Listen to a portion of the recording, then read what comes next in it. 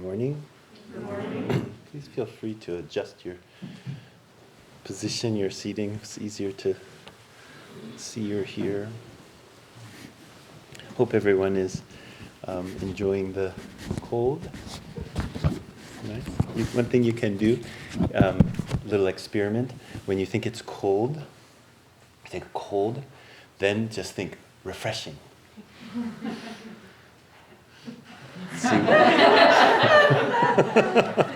And then maybe you'll just feel cold. Well, I always enjoy the cold weather, the way it's kind of brisk and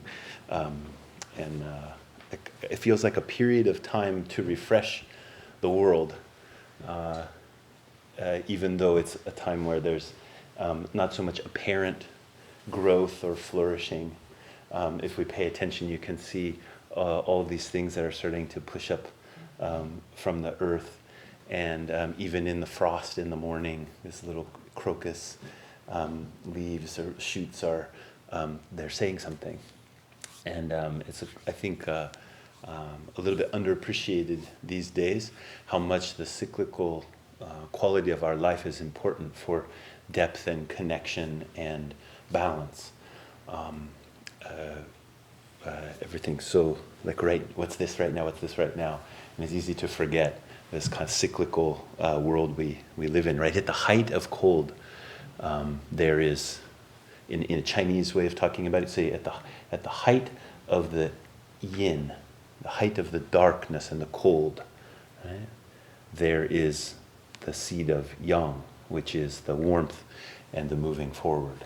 Like the yin-yang symbol, there's always the dot of the other. There's the black dot in the white side, and the white side in the black dot. And this is something we, as we pay attention to, there's a kind of balance in our lives that emerges from that. That's so important. So maybe I shouldn't say anything else today, but I will, of course. So last week we had a memorial service for the great Zen master Thich Nhat Hanh. I encourage people, re-encourage people, if you haven't had a chance to go to the Plum Village website, to go there and spend some time with that community virtually. I'm usually not a big fan of like promoting virtual things. It's not my favorite, but it's in France, so it's pretty good.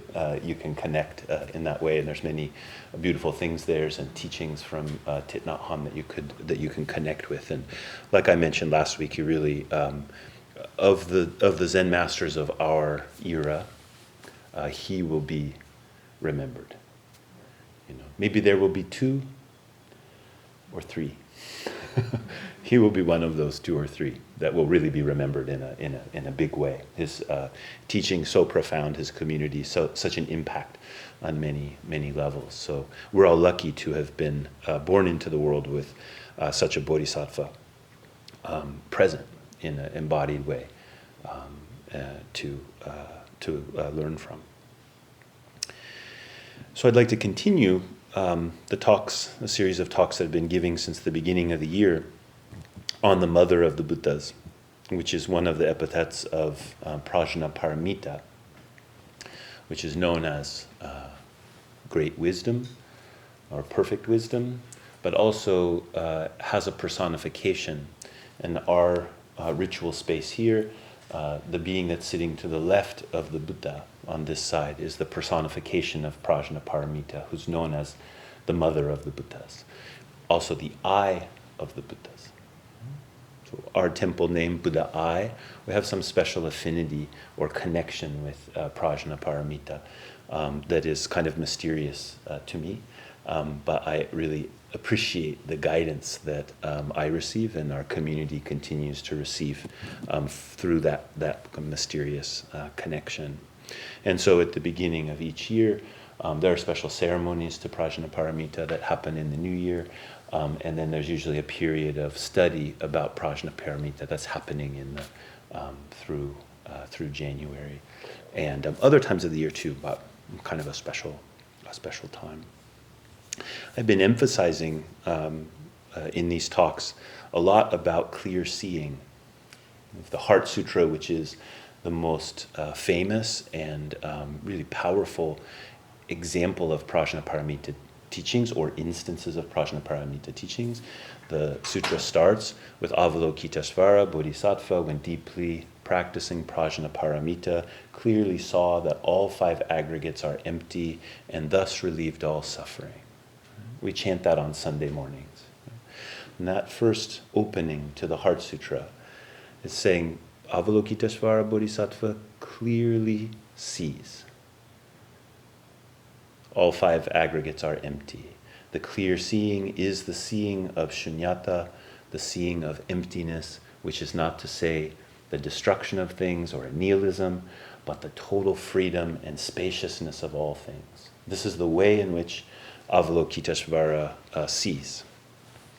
And that seeing is dependent upon the coursing in Prajnaparamita that this bodhisattva is able to do.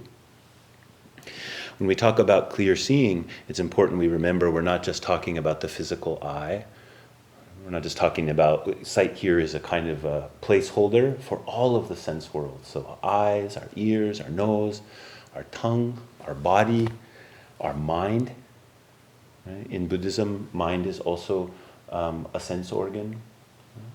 So all of these sense organs, all of this sensory world, right? There is a clarity that the bodhisattva has, not just about things, but there is a clear experiencing, or there is a clear encounter, a genuine encounter, which the bodhisattva makes as the basis of their path. And in the Heart Sutra, it's so important that the bodhisattva that is spoken of here is the bodhisattva Avalokitesvara, the bodhisattva of compassion. In Chinese, Avalokitesvara, there's some instances where the transliteration is written in the Chinese, and what that means is the sound, like they tried to say Avalokitesvara in Chinese, just like I'm trying to say it in English, although it's wildly wrong. Avalokitesvara. I remember when I was living in Japan, and for those of you who have had international living as part of your experience, it's so great. It's so humbling to our normal way of encountering things. I remember I was a college student or high school. I was there in high school for a while, in college. I can't remember when it was, but it was high school, because one of my teachers had traveled to Nepal, and the Japanese people kept saying Katomanzu, Katomanzu, Katomanzu. Katomanzu. Do you know where that is? Kathmandu, right. And of course I was like, that's not Katomanzu, that's Kathmandu. And I was so indignant about it. These Japanese people don't know how to pronounce Kathmandu. And anyway, Katomanzu, Kathmandu. Does anyone know how to say Nepalese? Travelers. Okay, anyway, my point being, Avalokitesvara is how I'm trying to say the Sanskrit word, which I don't know how to pronounce correctly. So sometimes the Chinese would do the same thing, but then sometimes they would give another name that's based on the meaning. So in Chinese, there are 2 ways to write Avalokitesvara Bodhisattva. One that is the very common way we hear is Kanzeon, and Kanzeon means perceiver of the sounds of the world. Sometimes you'll hear it translated as regarder of the cries of the world, or receiver of the cries of the world, or observer of the cries of the world. Really, sounds of the world is more precise, but that's one of the ways that in ancient Chinese they tried to make the translation of the name. Right? There's another one, and it's the one that's used in this sutra in the Chinese version. Isn't Kanzeon, it's Kanji Zai. We chant this sutra sometimes in Sino-Japanese too, so those of you who've been used to that, it starts out with Kanji Zai Bosatsu. That's Kanji Zai is Avalokitesvara, Bosatsu is Bodhisattva. So this way of writing it, Kanji Zai, is very interesting. It means, there's different ways to interpret it, but one way you could interpret it is it means something like total free observation, or the freedom of seeing. Jizai also can mean something like, let's too complicated. It like total functioning of self. Let's say that. Okay? So wait to say total functioning of self. So this way of seeing, which is a total functioning, right? A seeing which is free and freeing, and knows how to see things through that freedom.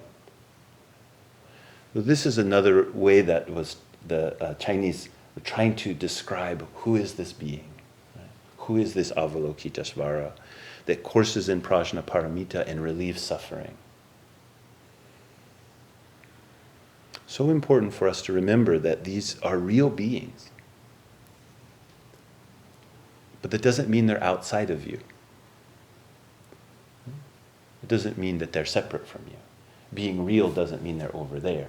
Being real means that it moves through your being with a deep integrity. And that you can actually meet these beings. But more on that later.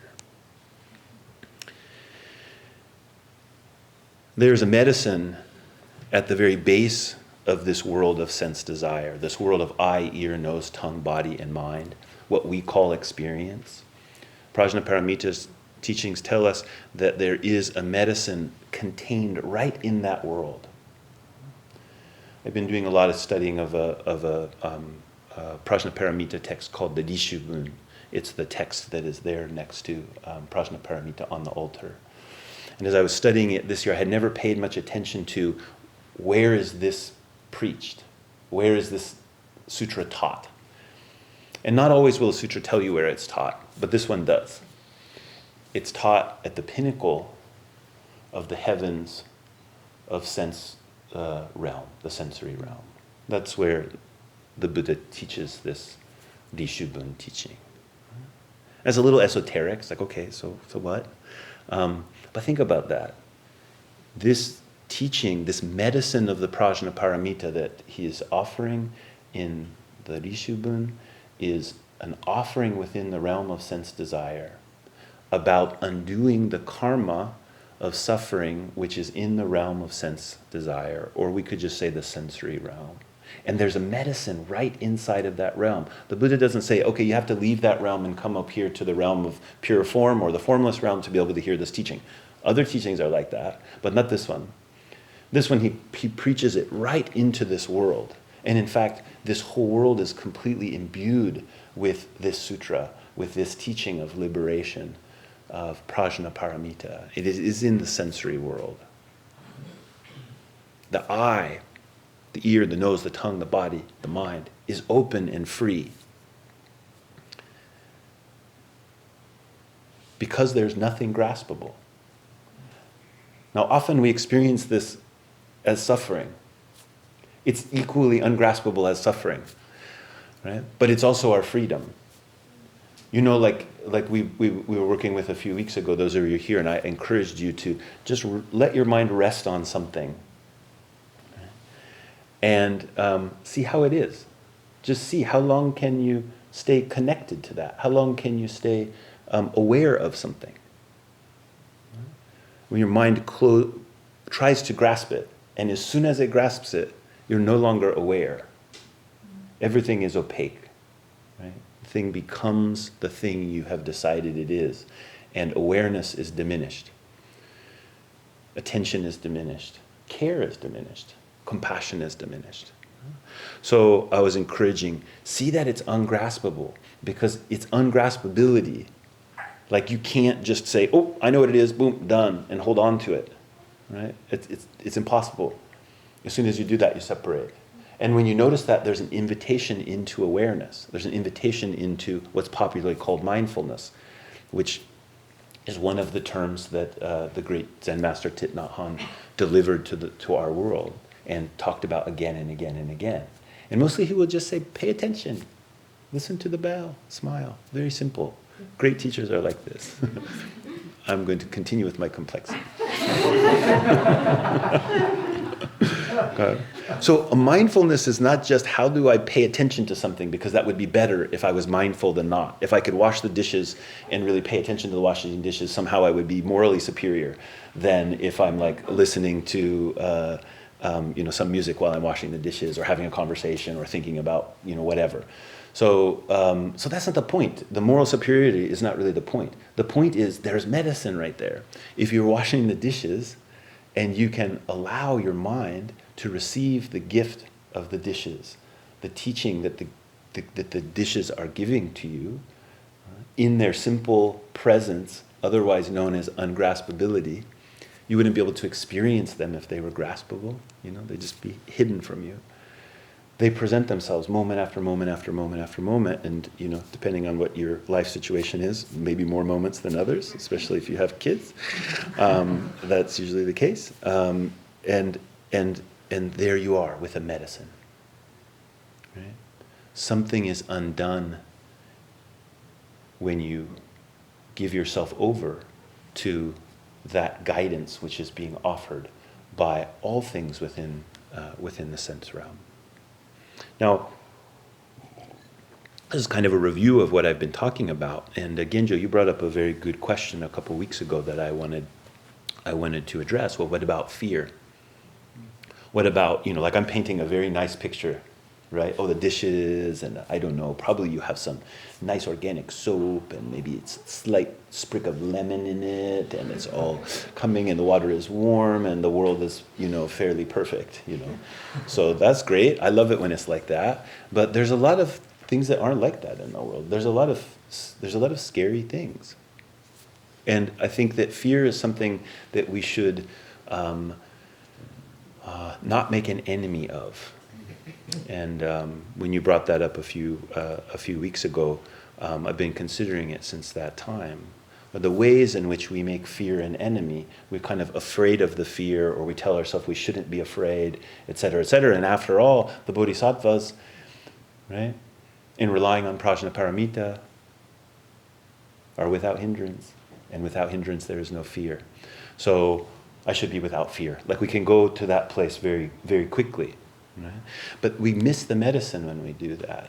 Notice Avalokitesvara Bodhisattva is deeply practicing Prajnaparamita. The reliance on Prajnaparamita is the practice that helps bring us beyond fear, or helps show us the gateway that is a not fearful gateway, as opposed to so much gateways have a lot of fear around it. And it's not our fault. We don't need to think about like, oh, what's wrong with me because I have these kinds of things, these kinds of fears. The contraction and hardening of consciousness is one way to think about what fear is. And oftentimes those contractions and hardenings come from real hardship. And there's a kind of a story we can tell that's like a mind without hindrance. So this is later in the sutra. It says bodhisattvas rely on Prajnaparamita, and thus their minds are without hindrance. Without hindrance, there is no fear. When we hear that, oftentimes we can hear it as being the mind without hindrance is the mind without boundaries. Like if I could just get rid of my hang-ups, if I could get just rid of my fears, we invert it. Although the grammar is pretty precise, we kind of take all those concepts and put them in a bowl together and kind of, mix them up. And we think like, oh yeah, no fear, no hindrances, that kind of sounds like boundaries. If I could just get rid of all of these places where there's something there that I keep bumping into, then that's where freedom would be. Right? And this is a big spiritual trap, to think that the things that you're bumping into or the things that you have fear about are your enemies. Or that if you were a good spiritual practitioner, you would be able to just simply remove those. You would melt into oneness, right? We all have that kind of longing to just melt into oneness. My recommendation to exercise that longing is a warm bath. And you can do it and then finish it, and then you're done. Then you can encounter something again. It's not a permanent state that you want to aspire to. It's very seductive. Relying on Prajnaparamita does not mean relying on oneness. Okay? Relying on Prajnaparamita does not mean relying on oneness. It doesn't mean relying on non-duality. It doesn't mean relying on some kind of sense of all of these things, all of these touchings will go away. Right? Avalokiteshvara encounters all of the sounds of the world, all of the sights, all of the smell, all of the taste, all the touches, all the thoughts, intimately. This is the coursing in prajna which the Bodhisattva is exhibiting.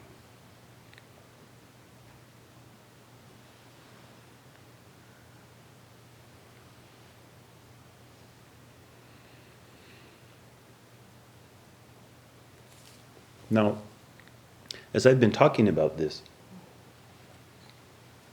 I've been kind of speaking in one direction. I've been speaking a lot about how it is that you practice Prajnaparamita, or any person practices Prajnaparamita, and then the way that the world appears accordingly. So when I say rest your attention on something, and then I hold up the glass, and we talk about the way that your awareness is with the glass and the way that it can teach you, I'm using all of this language of you're the subject and what's the object of your awareness. Does that make sense? That's the way I've been speaking about it mostly. You're the subject, you're doing something, you're practicing, you're coursing in Prajnaparamita, and then your awareness of something can be different, right? Because of what you're doing. Now that's true. That's the medicine. Actually, the subject-object split can shift.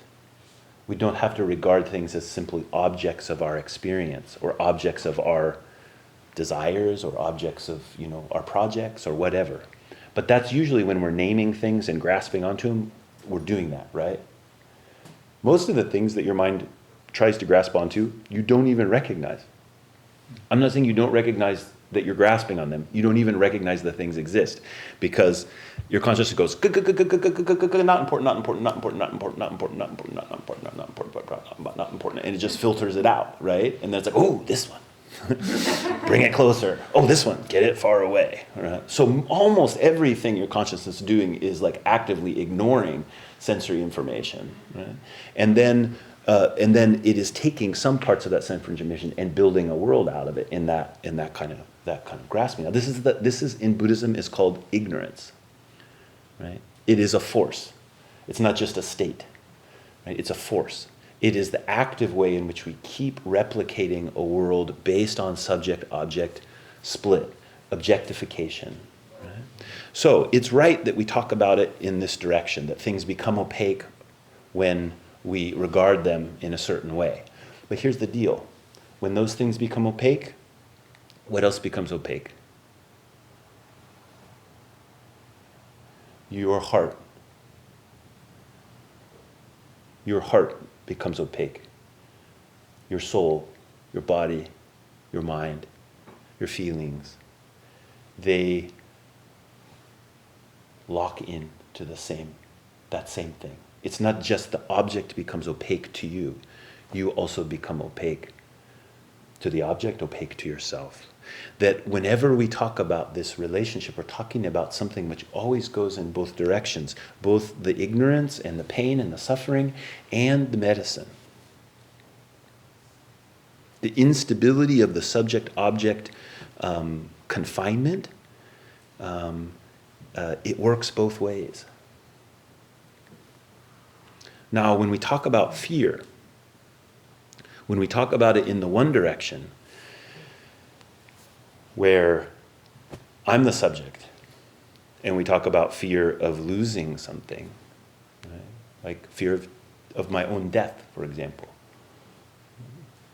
There's a deep fear of the removal of this subject. Well, that's a pretty big one, Or maybe it's something a little bit less that central. Maybe it's just like losing my wealth, losing my stability, losing a friend. Those are all ways that's working this direction. Maybe we're afraid of having something. Maybe we're afraid of having a problem. Maybe we're afraid of having awkward conversation with someone.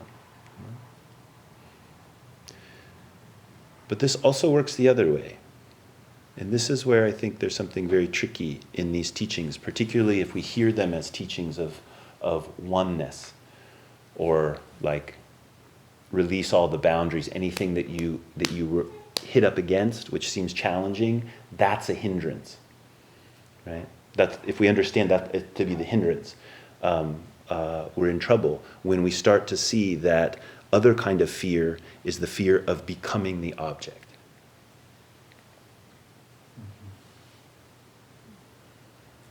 And there's also fear of no longer being the object. When you have been objectified, you can become opaque in that place, and there's a kind of a stasis which can happen there. And there can be some kind of, I don't want to call it comfort, but I could call it like stability, or at least you think it's stable. Okay? But there's always an anxiousness underneath it, always a kind of a worry. But this other one, I want to pay special attention to. The fear of becoming the object. Because there is so much brutality in the human world, we have to get very clear about this one. I seriously doubt there's anyone in this room which has not been painfully objectified. And there are some of you which have become the object of other people's subject in really horrible ways. It is not wrong that there is fear there. It's not wrong that there is pain there. The question here, or what is being offered in the medicine of the Buddha Dharma, is how to find the truth of non-hindrance, which is not pretending like there's no problem there, or that there isn't something to push back on, or that there isn't something that I need to encounter.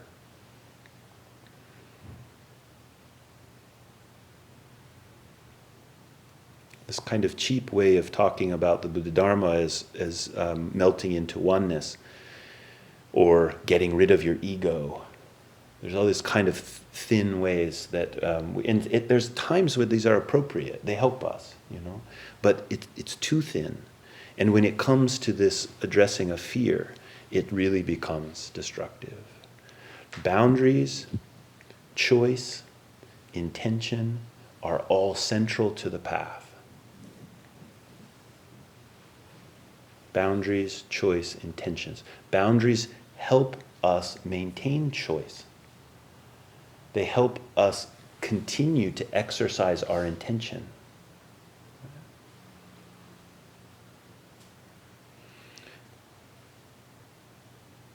They are integral to the coursing and relying that's being presented in the sutra. They're integral to a genuine encounter. When you genuinely encounter something, it's not that you disappear. It's not that everything is just one then. It is a transparency which happens this way and this way at the same time. The boundary is actually your liberation. It's the place in which things can be transparent, in which the clear seeing can happen. Without the boundary, there's no clear seeing. There's just a kind of like a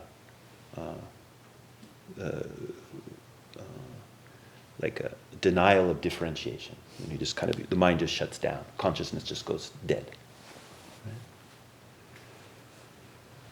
So when we're working with these places, particularly trauma that has come from being objectified, being made the object of another being, we need to do a different kind of work than like releasing our ego or trying to make everything feel groovy. The way that we see something, just like the way we see a physical object, and we learn from its ungraspability, there's a way we can learn about the phenomena of our own experience, our own hearts in the same way.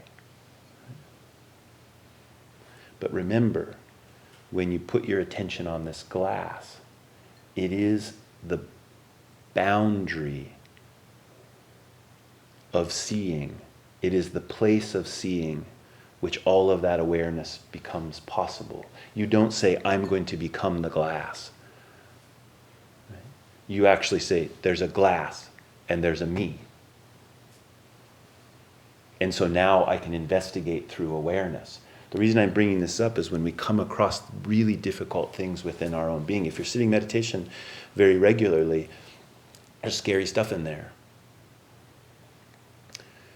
And so when you pay attention to it, the attention is not just colliding you together, it's also giving you the capacity to say, you stay over there right now. I'm going to go over here. Okay? Choice and intention are what emerges from the respect of that boundary. You can't just make the thing go away. You can't just shove it down and think it's going to disappear. That doesn't work. Right? But what you can do is you can pay attention to these fearful things. But don't pay attention to them just in the way that they now become the dominator. You pay attention to them right there. The attention itself is the recognition there's a boundary. And there's a freedom. It goes both directions. There's an enormous amount of healing that can happen through this work. And when you read a sutra like this, it's like, oh, in the Bodhisattvas, they rely on Prajnaparamita. No hindrance. Done deal, right? They're free. No fear. Like as if that was just something that just had happened, right? It's a practice. It's a way of living. It's a way of being. It's a way of thinking. It's a way of genuinely encountering beings, including yourself. So when we talk about this clear seeing and the medicine it has to offer, I want to encourage you to bring a gentleness in the way that you are with yourself, in terms of how you experience these fearful things. And at the same time, feel for the integrity which is also present there in the way that you see, the way that your attention is with whatever that fearful emotion or experience is.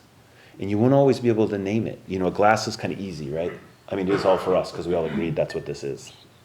So I can just say glass and hit it. And you're like, yeah, it's a glass. Boom, it's a done. But when we're talking about these fearful things, a lot of times you don't know exactly what it is. You only know the cessation of fear in relationship to it. But just like with the glass, you think you know what the glass is, but as you pay attention to it, you realize you don't know what it is. Right? These things that you don't know what they are, as you pay attention to them, they will start to reveal what they are to you. It's almost like inverse. But not as a grasped object, but again, as something which is a release of hindrance, a release of a blockage between you and this fear. Now, I'm talking about it in a very psychological way, but I also want to encourage you that I want to further encourage you on the psychological way. If these kinds of fears and difficulties, Buddhism has a lot of medicine. There's also all kinds of other medicine too. We have so many wonderful people who've dedicated themselves to helping care for us in our hearts and our minds in the way that we come to confusion. They're kind of typically called therapists, right? But there's a wide range of what that means, right? And so those resources are not non-dharma resources. The therapist doesn't have to be a Buddhist, right? Remember I said everything's teaching you? Right? Those kinds of things are there. Those medicines are important. Also within Buddhism, we talk a lot about meditation, but there are a lot of things that are medicines there. Especially we feel some overwhelm. To call on Avalokiteshvara. This is core to the religious life. light a stick of incense, and to place it in the brazier and put our hands together, and to ask for the heart of compassion to be present and embracing me. Everyone has their own level of comfort with that kind of thing. But even if it feels a little strange, I encourage you to employ it, to do that, see how it is. And you may find that there's a pathway there that you resisting. And that's the final thing I'll say today, is kind of where I'm headed next week, which will be the last in this series of talks, is this boundary that I'm talking about, this place of meeting, of genuine meeting, is also the place, really the only place, that you can learn,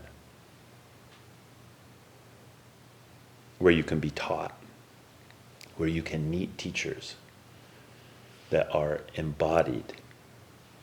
What I mean by that is you can meet things as things, people as people, spirits as spirits, who have the capacity to guide you in the way. But it happens right there in the way that we've talking about these boundaries. That's the place where it can happen. It's not in our head, like some philosophical idea.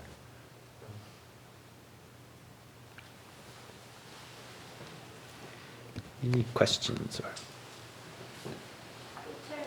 I have a question. So in a lot of Dharma talks I've heard, especially with fear, the idea of accepting the fear as neither good or bad. And then, when it comes, with the Buddha and Mara, how he asked Mara to have tea with him, meaning, and Mara's the shadow self, so, the shadow self can contain fear. Mm-hmm. So just kind of, my question is how that relates in the way, in your talk today. Yeah, so I would say that acceptance, oftentimes we use that clumsily. Okay. We think acceptance means like there will be no encounter anymore. Everything will kind of go blurry. Mm-hmm. That's what acceptance should feel like. Mm-hmm. And what I'm saying here is acceptance should feel like, nope, you're right up against something. Mm-hmm. And since we have words like no hindrance, oftentimes we think, well, if I'm right up against something, that means it's a hindrance. Mm-hmm. And what I'm saying is, no, it's not a hindrance. Right there at that boundary or that encounter with fear, for example, that's right where the coursing can happen.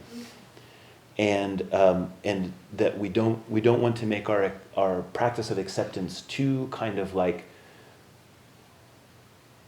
melty. Yeah. Like I'm going to disappear, and that's what the hindrance is going to go. Because that's one of our core strategies, is that if I can just disappear, then there won't be any more friction there. There won't be anything challenging. But the discipline of acceptance is one in which we come up against something which is difficult, and we don't try to sidestep it or convince ourselves otherwise. That the kind of practice of patience and acceptance that's there brings us to a much more precise practice. And then many things become possible through that aren't possible when we kind of, I don't know. Do you ever get a burrito and they melt cheese all over top of it? I hate that. Yeah. I don't want all the cheese melted on top of it. So that's my message.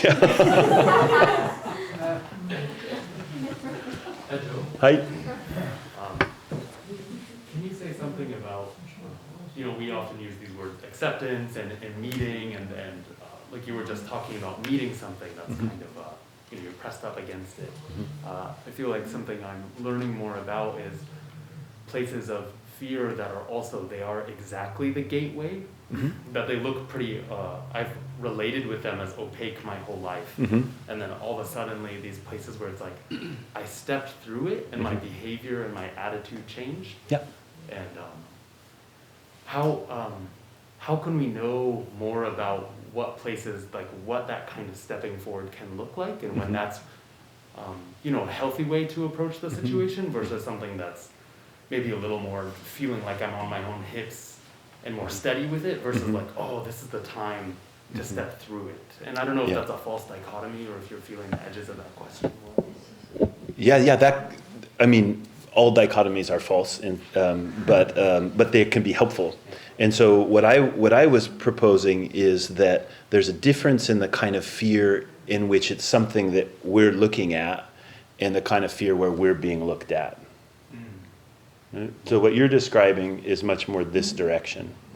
Right? So when we come across something that we have had some fear about, a gateway, a situation, or something that maybe I want to do or think I should do or I'm really afraid of doing, and then I move through it, that's much more that first style. So in that kind of practice, it's like, okay, I'm right there up against it. If it's a genuine encounter, and you're practicing with the mind of ungraspability, then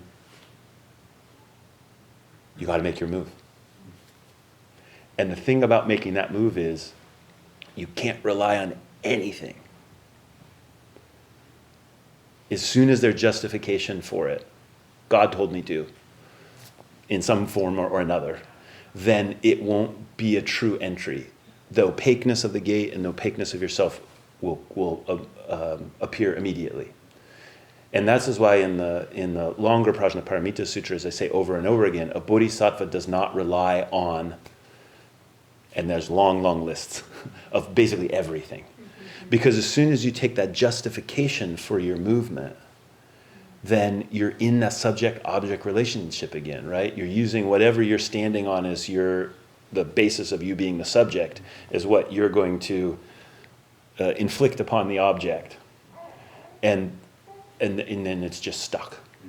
So one place I see this a lot in people's practice is when people are thinking about, they're considering, wanting to receive precepts. And so housed within really Buddhist kind of practice. So those of you who have received precepts, one of the things you have to do is you have to go meet with a teacher and ask them if you can receive precepts. And if you've talked with a teacher, someone who's able to be a preceptor, they will oftentimes say something like, well, you have to ask, and I couldn't say whether I'll say yes or not. There's no knowing about the yes or no until there's the asking, right? It's not just like, well, don't worry, just ask because it'll be a yes. Don't worry about it. It's like, no, that's not how that's not a gateway, right? That's just like a factory, like a little Buddha factory or something. So for it to be a real gateway, there can't be any like set thing. Right? You actually have to go up to the gateway, and so rightfully, people they're interested in that, and they stay at that gateway for some period of time. For some people, they may stay there for years. And for other people, they know right away. And for other people, they come up to that gateway and they say, I don't want to go through that gateway. I don't need to. Right? So it's all kind of a different kind of possibility. But you have to come up to the gateway, and if there's anything that's like, I should do this because people will like me better, or because I will get saved, or because I'll this or I'll be that, then it gets wobbly. And we will all do that too. I just prefer, to also say that. We'll all have bad reasons, right? Or justifications. No one will be pure in that, right? But the work is then to try to center on the place where you're not relying on any of that. You're not relying on the parts of you that are saying, well, if I do this, it'll mean that, and and then come right up to the gate. And it's hard to say, is just sitting there at the gate and looking at it, is that the right thing to do? Is going through it the right thing to do? Is going to other gate the right thing to do? The being that's right there is the only one that can navigate that. And that's why the choice is, I was saying earlier, choice and intention is so important. So I'm not sure if that exactly answers your question, but yeah, it did. Hey, Joe. Hi. So I think in your response to Genja, that kind of added to what I wanted to ask or say. I feel like one of the ways I've been centering myself is actually to come to really trust my hindrances. There's this of like putting the blur in myself where I just completely I don't know. I just don't understand. I don't know what's in the way. I don't even know, even saying what's in the way, I can't really put it like that.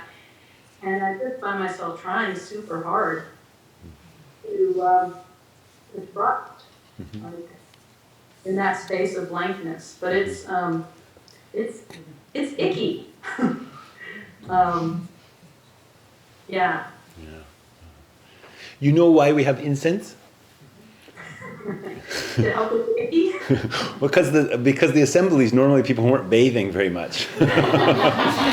So maybe these fragrance are also good for our the other part of our the less physical parts of our being as well. I know I say that as a joke, but also in that place of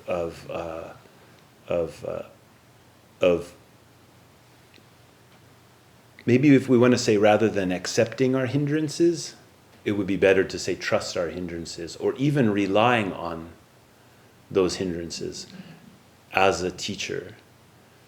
That we need incense for that to work. And what I mean here by incense is, well, literal incense is very nice, physical incense, but we need the incense of our own movement of our own heart, which is to bring the good sense, not sense, like sense, aromas, that are part of our own being to lay out and make offering to these teachers,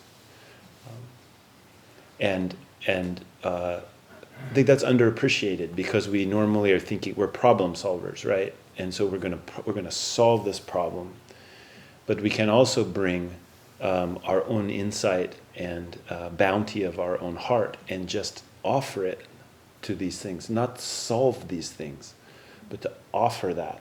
And in the offering, there's a kind of nourishment that happens. We don't even know what that hindrance is. But we can honor it in that way.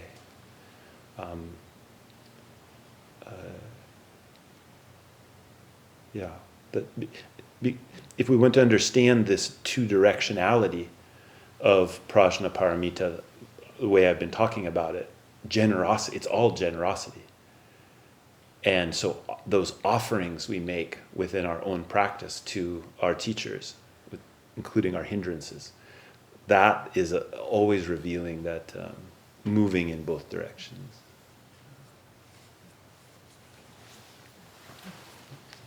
Yeah, I just was thinking that I think it's important to remember that if you're taking in the practice, we are in a way always making the intention and the choice, even though, it may not seem like that externally, and to remember that, so even when it's frustration and we seem not to be going anywhere or being anyway, it's part of the mystery, I think, that if we are continually moving forward and taking in the practice, that, we are, even when it can seem that we're not.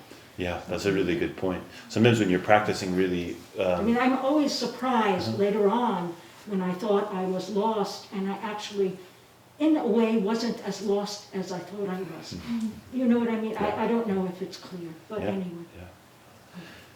I think that's very important too. That we sometimes we're working really hard, or practicing really hard, and that brings us against something difficult, and it can just feel like we're stuck. But just like you say, we are making that choice to practice, and in remembering that, there is a freedom or a spaciousness that's there within that difficulty, which is different than when we don't have any choice. And that's part of what I mean by that boundary, that if you're up against these very difficult things, you're there in a boundary. You aren't totally stuck in the thing, right? You have the choice. You're making a choice to be present with it.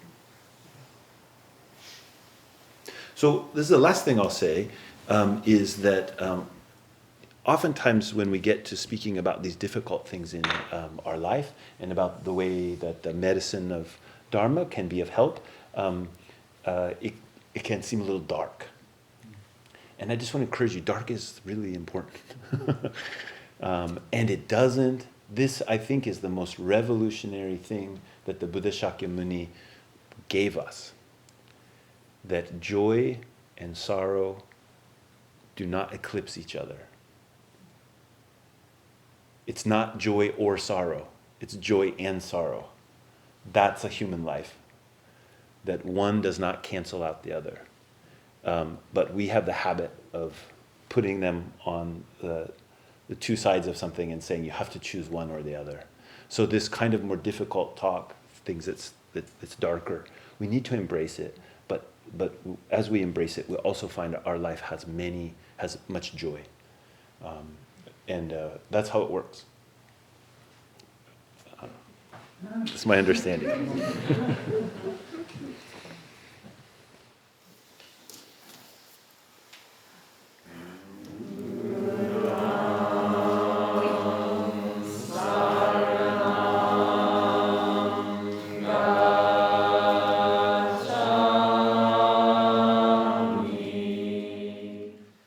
This and all our teachings are offered free of charge. If you would like to make a donation, please visit our website at buddhaeye.org and click the donate button at the top of the page. Thanks.